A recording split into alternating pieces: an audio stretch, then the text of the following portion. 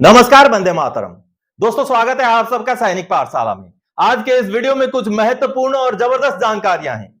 दोस्तों, मई महीने का स्पर्श द्वारा जो मैसेज आता है एडवांस इंटीमेशन का पेंशन वाला, उसका इंतजार आप कर रहे होंगे और साथ ही साथ आपको समझाऊंगा कैसे अगर 22 मई 2024 को आपका पेंशन प्रोसेस शुरू हो जाए तो 24-25 को कैसे मैसेज आएगा, 31 को कैसे आपके खाते में पेंशन क्रेडिट होगा। आपको भी इस जानकारी से बहुत अच्छा लगेगा।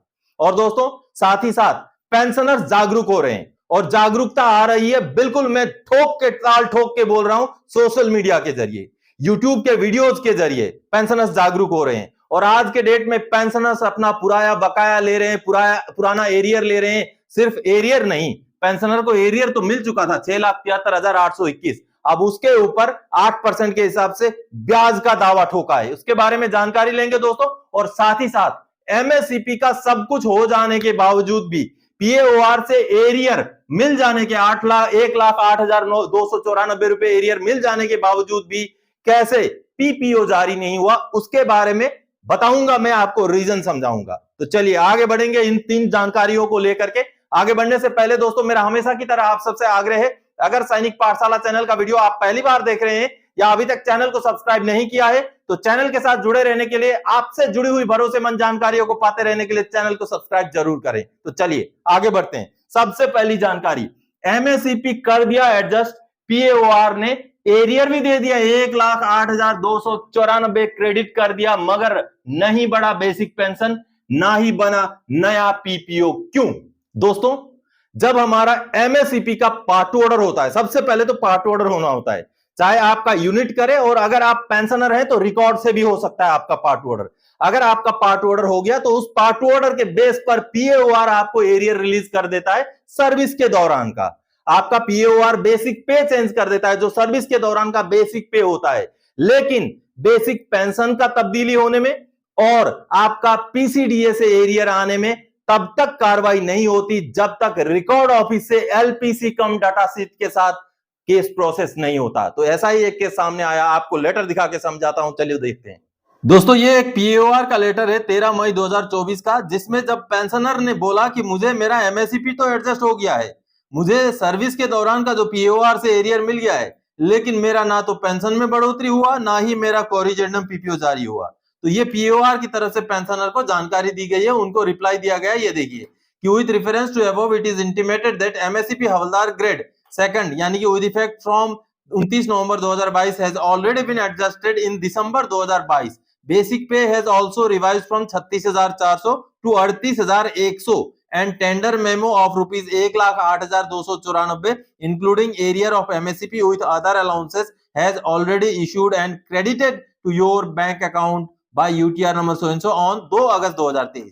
यानी कि दोस्तों, पीओआर ने यह बोला है कि आपका जो एमएससीपी हवलदार ग्रेड का एडजस्ट हो चुका है, हमने आपका एडजस्ट करके 36,400 से बेसिक पे 38,100 बना दिया है, और आपको टोटल एरियर, एमएससीपी का एरियर और बाकी जो अलाउंसेस एमएससीपी की वजह से बढ़ोतरी हुई है, उनका एरियर आपको 1,08,294 रुपए 2 अगस्त 2023 को ही आपके खाते में जमा कर दिया है। देखिए, और साथ ही साथ ये अब सामने आ रहा है दोस्तों कि उनका पीसीडीए से पीपीओ नहीं जारी हुआ। इसका रीजन ये है कि रिकॉर्ड ऑफिस की तरफ से एलपीसी कम डाटा शीट नहीं भेजा गया है। तो आपको समझने की जरूरत है कि एमएससीपी का पार्ट ऑर्डर हो जाने के बाद आपको सर्विस के दौरान का एरियर तो पीओआर से मिल जाएगा, लेकिन आगे आपका पीपीओ में परिवर्तन होना है, आगे आपका पेंशन में बढ़ोतरी होना है, वो सारा काम जब एलपीसी कम डाटा शीट रिकॉर्ड ऑफिस की तरफ से जाएगा तब जाकर के होगा। और यहाँ पर रिकॉर्ड ऑफिस को भी पीओआर ने लिखा है कि आप जल्दी से इनका एलपीसी कम डाटा शीट भेज दीजिए। जो 36,400 उनका बेसिक था, जिसको बढ़ा के हमने 38,100 कर दिया था, तो 38,100 के हिसाब से एलपीसी कम डाटा शीट बना करके आप भेज दीजिए। चलिए अगली जानकारी दोस्तों, एरियर मिला 6,73,821, सीपीपीसी ने देरी से क्या भुगतान, पेंशनर ने मांगा 8% ब्याज, अब पीसीडीए ने जारी किया कारण बताओ नोटिस बैंक को। जी हां दोस्तों, पेंशनर जागरूक हो रहे हैं, आप भी जागरूक हो रहे हैं। जी हां, और यह जागरूकता आ रही है कहीं ना कहीं सोशल मीडिया से। जी हां दोस्तों, आपको कई सारी जानकारियां यूट्यूब से मिलती हैं, जिस वजह से आप जागरूक हो रहे हैं। और पेंशनर को इसी जागरूकता से 6,73,821 रुपए एरियर तो मिला, लेकिन अब उनको जैसे जानकारी ये मिली कि अगर देरी से भुगतान किया जाए तो आरबीआई का जो गाइडलाइन है, आरबीआई का जो सर्कुलर है, वो बोलता है कि पेंशनर को ब्याज भी लागू है। तो पेंशनर ने ब्याज का दावा ठोक दिया। जी हां, चलिए मैं लेटर दिखा के समझाता हूं। दोस्तों पीसीडीए का ये लेटर है 16 मई 2024 का, बैंक को यानी कि सीपीपीसी को एड्रेस किया गया है। इस लेटर से एक बात क्लियर हो जाता है दोस्तों कि पेंशनर्स अभी जागरूक हो रहे हैं। पेंशनर को जब उनको एरियर मिल गया, लेकिन एरियर मिला देरी से, जब उनको मिलना चाहिए था तब नहीं मिला, बहुत देरी से जब एरियर दिया गया। और एरियर देखिए 6,73,821 रुपए का एरियर था जो उनको देरी से दिया गया था। तो उन्होंने पेंशनर ने 8% के हिसाब से ब्याज का दावा ठोका। ये देखिए उन्होंने जब लेटर लिखा कि मुझे 8% के हिसाब से ब्याज दीजिए, आपने देरी से भुगतान किया है, तो कहीं ना कहीं पीसीडीए ने भी ये लेटर भेज दिया है अभी सीपीपीसी को, बैंक को, और उसमें यह बताया गया है कि आपने जो है पेंशनर को देरी से भुगतान किया है। 6,73,821 रुपए का जो भुगतान किया है वो देरी से किया है, इसलिए पेंशनर ने 8% के हिसाब से ब्याज की मांग की है। और साथ ही साथ ये अंतिम लाइन में जो है पीसीडी ने ये बोला है, therefore it is also requested to explain the delay payments of arrear of इविड period may please be intimated to all concern. यानी कि आपने डिले क्यों किया, डिले का रीजन बताइए, ये कहीं ना कहीं एक कारण बताओ नोटिस है। चलिए अब पेंशन का प्रोसेस के बारे में जानकारी लेते हैं दोस्तों। मई का पेंशन का मैसेज कब, कैसे और पूरा प्रोसेस समझें। जी हां दोस्तों, हमारा जो पेंशन निकलता है किस तरीके से निकलता है, आपको सिंपल आसान भाषा में समझाऊंगा। सबसे पहले मैंने यहां पर एक डायग्राम बना रखा है, मई पेंशन प्रोसेस, यानी कि मई महीने का पेंशन का प्रोसेस। एग्जांपल के तौर पे मैंने मई महीने का लिया है, हर महीने का इसी तरीके से प्रोसेस होता है। मान लीजिए हमारा पेंशन का प्रोसेस 22 मई 2024 यानी कि आज शुरू कर दिया जाता है स्पर्श की तरफ से। टोटल आज के डेट में पेंशनर कितने माइग्रेटेड हैं, 30,41,182 पेंशनर माइग्रेटेड हैं स्पर्श में आज के डेट में। तो जैसे ही 30,41,182 पेंशनर का पेंशन प्रोसेस शुरू हो जाता है, अब मान लीजिए पेंशन यहां से निकल गया आप तक आने के लिए, मान लीजिए पैदल चाल में निकला, दौड़ के निकला, कैसे भी निकल गया आप तक आने के लिए, स्पर्श पेंशन प्रोसेस है। अब आते आते क्योंकि पेंशनर ज्यादा हैं, 30,41,182 है। आपने पहले शुरू में देखा होगा दोस्तों कि आप जब पेंशनर 10 लाख 5 लाख जब माइग्रेटेड थे तो आपको मैसेज भी बहुत आराम से जल्दी मिल जाता था, ईमेल भी मिल जाता था, लेकिन अब संख्या ज्यादा है पेंशनर्स की। तो जैसे ये प्रोसेस में आगे बढ़ता है दोस्तों, आगे 2 दिन 3 दिन जब भी प्रोसेस में लगता है तो उसके बाद एक ऐसे जगह पर पहुंचता है जहां पर आपका एडवांस इंटीमेशन का मैसेज ट्रिगर होता है, यानी कि आपके मोबाइल में आने के लिए मैसेज निकल जाता है। और ये मैसेज स्पर्श से निकल करके कहां जाता है, आपके पास जाता है, एयरटेल है आपका, बीएसएनएल है आपका, वोडाफोन है आपका, जो भी आपका कनेक्शन है निकल जाता है, वहां पहुंचता है, वहां से आपके मोबाइल में आता है। इसीलिए दोस्तों कभी कभी किसी पेंशनर्स का समय से नहीं आ पाता, कभी कभी किसी पेंशनर्स का आता ही नहीं है, कभी कभी किसी पेंशनर्स का पेंशन जमा होने के 10 दिन बाद वो एडवांस इंटीमेशन का मैसेज आता है, क्योंकि ये स्पर्श द्वारा निकलने के बाद जाता है उनके जो है वेबसाइट, उनका जो क्लाउड है वहां जाता है, वहां से होकर के आपके पास आता है। कोई एयरटेल वाले हैं, कोई बीएसएनएल वाले हैं, कोई किसके हैं, जिस टाइम में नेटवर्क सही है तो आ गया, नेटवर्क सही नहीं है, नहीं आया, बाद में आया, बहुत देरी से आया, ऐसा होता है। ये प्रोसेस का बीच का हिस्सा है,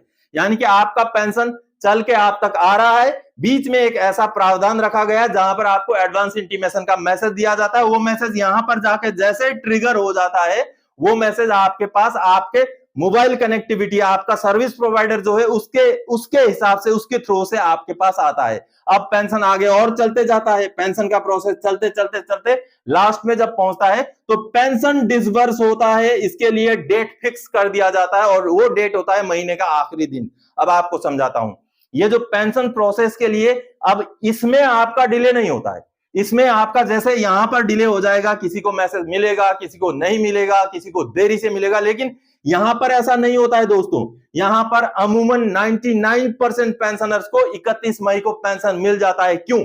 क्योंकि जो सर्वर का काम होता है वो होता है TCP/IP बेस्ड, यानी कि दोस्तों ट्रांसमिशन कंट्रोल प्रोटोकॉल होता है, या तो फिर इंटरनेट प्रोटोकॉल होता है, वो सर्वर का जो है कंट्रोल करता है। और आगे जो नेटवर्क होता है वो नेटवर्क होता है दोस्तों VPN, यानी कि वर्चुअल प्राइवेट नेटवर्क, या तो लीज लाइन होता है, जिस वजह से इस नेटवर्क में, यहां तक पहुंचने वाले नेटवर्क में कोई प्रॉब्लम नहीं है, लेकिन प्रॉब्लम होता है जैसे यहां से ट्रिगर होने के बाद यहां पर ये जो एरिया है यहां पर आपको मैसेज मिलने में दिक्कत आ सकती है, लेकिन इस प्रोसेस में कभी दिक्कत नहीं आती, क्योंकि bank to bank, PCDA to bank, ये जो सर्वर होते हैं, ये जो नेटवर्क होता है दोस्तों बहुत तगड़ा होता है और इस नेटवर्क में कभी भी खामी नहीं होती। मैं आपको एग्जांपल के तौर पे समझाता हूं। मान लीजिए एक डाकिया यहां से डाक लेके निकला, उस डाक को यहां पर डिलीवर करना है, यानी कि हमारा स्पर्श का जो सिस्टम है यहां से हमारा पेंशन लेके निकलता है और हमारा पेंशन 31 मई को यहां तक पहुंचाना होता है। वो आता है, यहां तक पहुंचने के बाद क्या करता है, एक चिट्ठी यहां पर डिलीवर कर देता है भाई एजेंट्स को, भाई आप पेंशनर्स को ये चिट्ठी दे देना जहां पर लिखा हुआ है आपका इतना पेंशन है, इतने तारीख को आपके खाते में आएगा।